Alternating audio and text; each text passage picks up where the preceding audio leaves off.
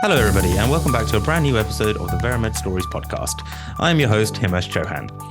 Now, in this week's episode, it's actually going to be the first episode of a new mini-series that we're doing, where I sit down with each member of our board to kind of discuss a bit of who they are, what their role is, and go through a bit of a day in the life of.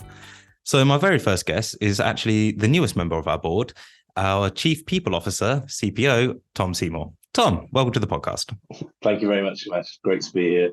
Right. So why don't we start off with, why don't you tell our audience a bit about yourself and your background before you joined Veramed?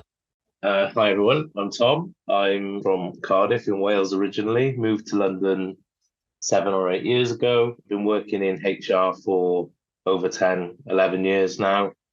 In a previous life, I was a manager of chain of bars and pubs. So haven't always done HR. And I think a lot of people not fall into HR, but they find their calling later in life. Not a lot of people when they're 21 or 18 think I want to be in HR. So you gain those life skills and those personal skills over a period of time, and that really helped me go into a career a bit later. And I know a lot of people find that those kind of skills and experiences help when they join the HR profession.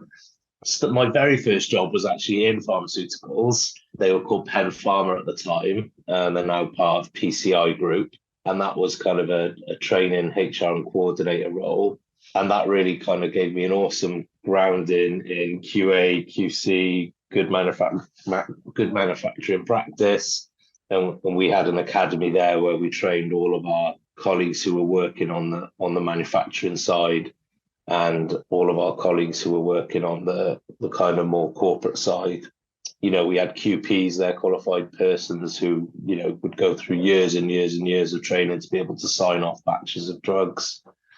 So, after that, I then kind of went more into HR consultancy, kind of earned my spurs, working in the employee life cycle, and supported a lot of different companies through the kind of 360 recruitment and cycle of employment, some restructures, employment relations, that kind of stuff.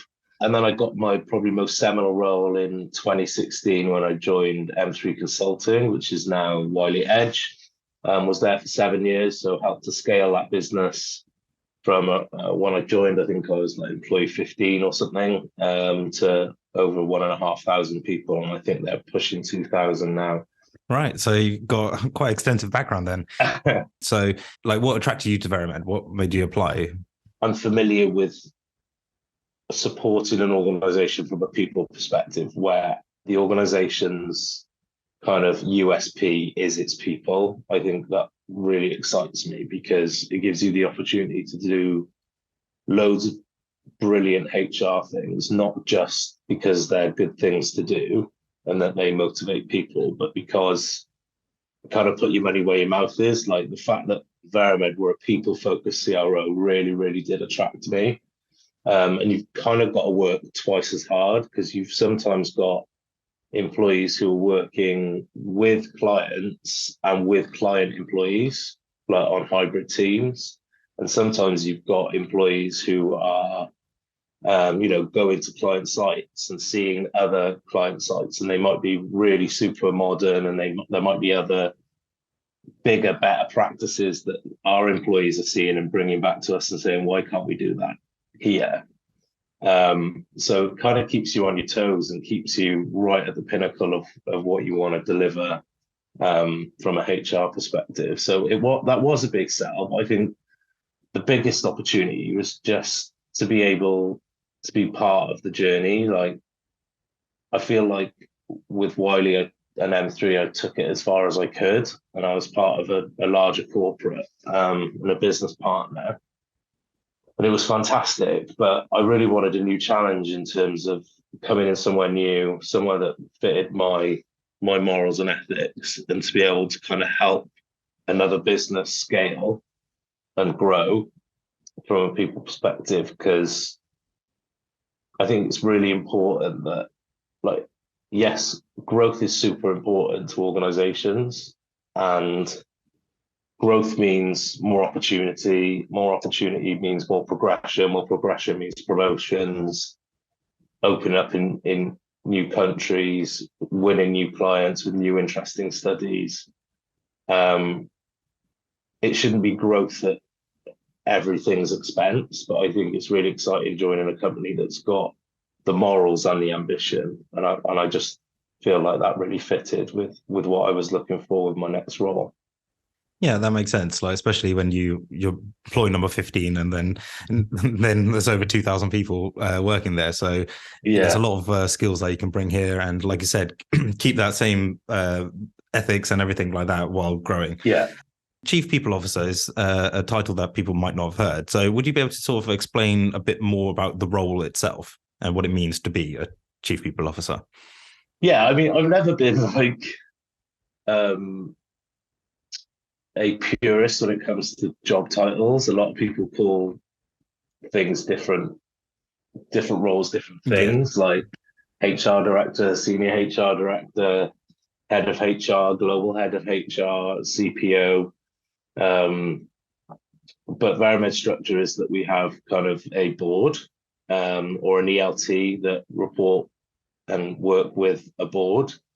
So we've got a CEO, a CFO, and obviously a CPO, as well as other C-level roles. So that was kind of the job title. But in terms of my role as a HR leader, I guess I'd say, is to make sure that we got the right people practices in place now, and we've got the right people practices in place for the future. So there's a number of different ways of looking at that. You've got what's the priority for our employee voice. So everyone here at Veramed, and that's kind of like my starting point and what I'm probably 51% most passionate about, in terms of listening to people, what's going on with competitors, what's going on in people's personal lives, what do they need from their employer to be able to support them to be the best person they possibly can be at work and enable their careers, whether that's benefits, policies, locations, anything at all.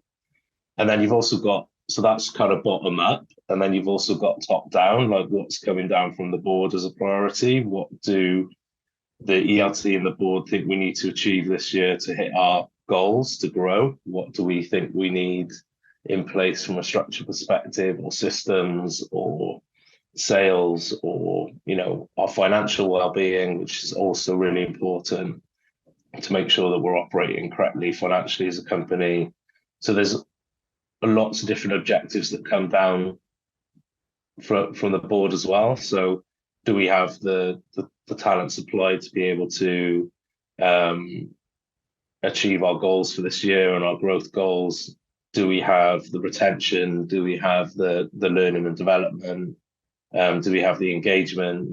Are our employees happy? Are they being developed? So it comes both ways, and then it kind of hits me head on, and then my job is to kind of work with my brilliant team to come up with a plan on what are the things that we think that we can implement to keep hold of that, and to kind of try and get ahead of what's coming down the track. So it's not just top down and bottom up and reacting. It's about trying to get ahead of stuff and putting stuff in before that happens, which is why we pay so much attention to the pulse survey, so we know what's going on in our employees' minds. So we kind of get ahead of what's coming down the track, so we can so that we can not be so reactive.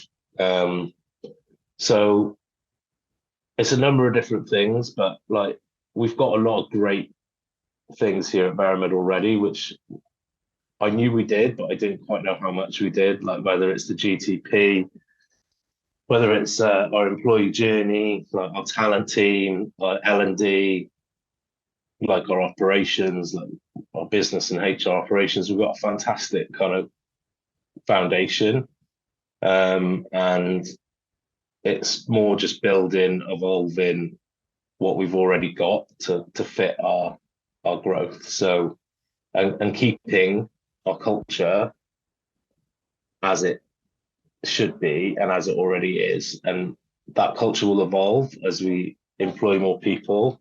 But, at the heart, like, we're a kind, friendly, hardworking company that's focused on excellence, collaboration, quality, and that shows through all our people. And whatever we do from a HR perspective or any other board objectives in any other area, we need to make sure that we keep hold of that. So that's another key thing that I hope I've been brought in to do and that I'm achieving. So a lot, basically, Himesh, is the answer. Yeah, it sounds it. So it sounds like you're having to sort of make sure the foundations are solid, and then once the foundations are solid, you can start building on top of that. Just to, like you said, keep the ideas and of Veramed still there at the core of it as we expand. And like you said, things do evolve, obviously, but keeping those initial ethics and like the philosophy there as we grow.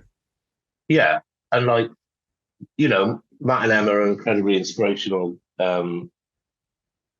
in my decision to join. Like, everything they do is based in those morals. And as we grow, if we get to 3, 4, 500, not everyone's going to be able to meet Matt and Emma whenever they want, because I know, like, one of the other big, really important things of Veramed is our transparency, and we've got to make sure that we keep hold of that, and everyone knows that that's super important to us. No, definitely, because you're primarily based in our Twickenham office and you're pretty much in every day, as am I. So, I've spoken to you a lot, like when you joined, and like Matt and Emma are always in the office and things like that. So be able to have that sort of, you can talk to anyone regardless of what level they're at. I think that's definitely something very important. And the flat structure is something that Veramed hold very dear. And maybe, like, as we grow, we can harness technology in other ways to do that. Because, like, maybe for our remote workers or our EU colleagues or US colleagues or wherever else we might open, if we win fantastic, exciting new business, there'll be ways where we can keep that momentum going, maybe utilizing some technology, just thinking out loud. Don't worry, CFO, I'm not requested any additional budget. But yeah, we need to just keep that momentum up, and that, not everyone will be in the office like me and you every day, but yeah, it's a great office to be part of and really fun to come to work. No, definitely. So you've been with us now for 4 or 5 months, I believe. What was the thing that you think Veramed are doing really well before you joined, and something that you would like to sort of change or implement? I think I brushed on it earlier. Like, there's so many good things. Like, there's so many amazing foundations here. Just generally, how the company is run is inspiring. It's a joy to be able to come and try and add value. But there's always new things to do, and some of those are based around growth, region, competitiveness, technology. Chat GPT, all the different things that are kind of coming at us from an economy and a society perspective. Like, I guess HR's job is always to be the employee voice or hear the employee voice and make sure that is communicated at the highest level, and make sure that we've got the right things in place to be able to react and predict to any societal changes. Like, at a really ideological level, we're all humans that trudge along to an office or trudge along to their desk at home and put on a headset and then tap away at their laptop for 8 hours and then hang up the headset. And giving people's work meaning is kind of like my number one priority. So how do you do that? Through your communications, through a data-driven approach to make sure that we've got all the right data that we're measuring, and that as we grow, like when the employee voice gets too difficult to measure just by having a chat in the office, that we're doing it in a human way, how we're structured, the battle for talent, making sure that we continue to be a people-focused CRO and we continue to push the boundaries on that. There's so many different ways and exciting ways that we can evolve. But I say evolve because there's so many good things here already.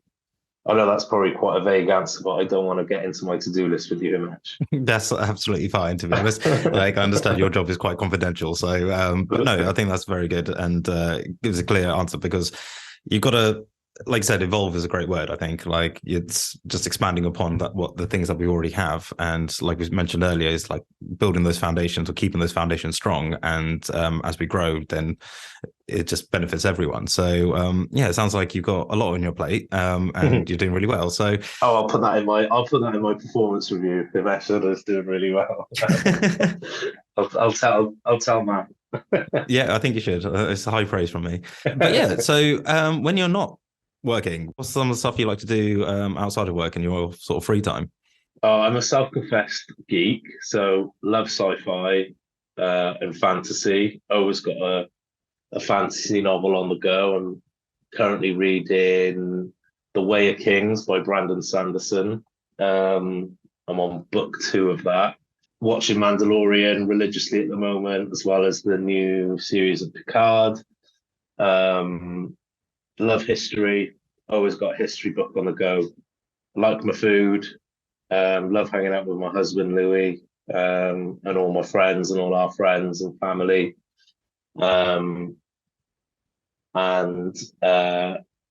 Yeah, that's about it. Don't have much time apart from that. Like a pint of mesh, like most Welshmen, like sport. Don't talk about rugby. That's fair enough. So yeah, you mentioned your husband. I believe you got married quite recently, didn't you? Yeah, I got married on 5th of November, so I'll never forget our anniversary, which is an easy one. Yeah, no, that's good day. That's a good trick, actually. Congratulations. Yeah, got thank you. Mum and dad are in Cardiff with my older brother is still in Cardiff. My younger brother is in Cheltenham. And my Omar still lives with us in Cardiff. She's in her late 90s, and we built her a granny flat on the side of her house. So I get back there whenever I can. And she tells me that I look tired or I've put on weight usually, but you know, not nice blunt grandma. It's always good. Yeah, and me and Louis are moving to our new flat. We've bought for the first time in North London in Crouch End, so we're very excited about the next kind of stage of our lives, whatever that may bring. But yeah, love London, love Crouch End, got a lot of pals up there, and yeah, it's a really great place to work here because you can really excel, you can really succeed, your voice is really listened to, and you can really feel like you've had a fantastic day at work. But then I think our work-life balance is brilliant. Like, you don't get many emails after 6 or 7. That might change when we open in the US, but right now, the work-life balance is brilliant, and it really kind of frees you up to be able to spend time with the people that you love. So I think that's a really important mix. No, absolutely. And well, it sounds like you've had quite a lot of big life changes in the last few months, like getting married, getting a house, like getting a new job. So new job, married, flat, Christmas, 40th birthday. Yeah, just done it all. Like, when we move into the flat, whenever that is, I'm going to be bored. Yes, exactly. Like, life is finally slowing down a little bit, but it'd be quite nice. Yeah. We'll probably get a dog or a cat. Oh, you have to. You have to. Like, that's part of life, isn't it? Surely. Oh yeah, and that's going to be a hot topic on our Veramed WhatsApp group if I actually go for a dog or a cat, isn't it? Yes, there's a bit of competition actually of what gets posted more, dog photos or cat photos. So yeah, is there dogs that are winning at the moment? Dogs are winning. Yeah, I've got to say I'm a dog man. We had a beautiful kind of border collie, King Charles Spaniel, mongrel Chelsea. We had her for 18 years. Oh, wow. So I'm definitely on the dog side of things. Me too. I do like cats, don't get me wrong, but dogs are just a bit better, aren't they? Well, Tom, thank you so much for joining me on the podcast and taking the time out of your day to kind of tell our audience a bit about yourself, your role and everything like that. We've covered a lot. So I really appreciate it. I hope it wasn't too nerve-wracking for you. No, it it was a light grilling, not kind of your Jeremy Paxman. So well done. Thank you. Great host. Thank you very much. I'll put that in my review as well. Right. Thanks so much, Himesh. Right. Thank you all very much for listening. If you'd like to be notified for any future episodes, please subscribe to us on Spotify, iTunes, or whichever podcast platform you're using. If you'd like to know more about Veramed, please visit our website at veramed.co.uk, or you can find us on LinkedIn. If you have any questions about Veramed, please feel free to reach out to me on LinkedIn. I'm always happy to help. You can also find us on YouTube and Instagram at We Are Veramed. Thank you all very much for listening, and until next time, goodbye.